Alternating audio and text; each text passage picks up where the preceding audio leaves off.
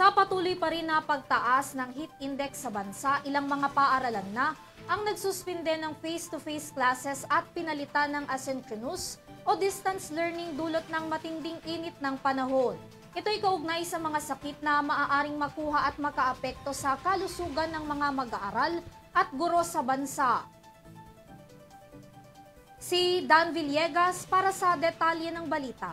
Sa inilabas na press release ng Senado, hinihiling ni Senate President Juan Miguel Zubiri sa Department of Education o DepEd at Commission on Higher Education o CHED na ibalik na ang pre-pandemic calendar ngayong darating na school year. Ito ay sa halip na unti-unting pagbalik sa school year 2025-2026 at ipasailalim pa ang mga mag-aaral at guro sa mga posibleng panganib sa kalusugan sa susunod na tag-init. Ayon kay Senate President Zubiri, nabukod sa paglalantad sa mga mag-aaral at guro sa mga panganib ng matinding init, ang umiiral na lagay ng panahon ay hindi makakatulong sa pag-aaral.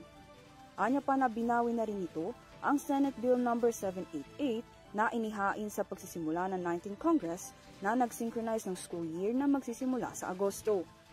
Sa katunayan na noong nagsimula ang pagsususpinde ng klase dahil sa matinding init noong April 4, na may kabuang 4,000 paaralan ang nagsuspinde ng face-to-face classes at lumipat sa asynchronous at distance learning modes. Mula noon ay ipinatupad na ang Department Order 37 ng DepEd na nagbibigay ng otoridad at pagpapasya sa mga pinuno ng paaralan na suspindihin ang mga in-person classes at lumipat sa alternatibong delivery mode dahil sa matinding init ng panahon na umabot pa sa 45 degrees Celsius sa ilang bahagi ng bansa.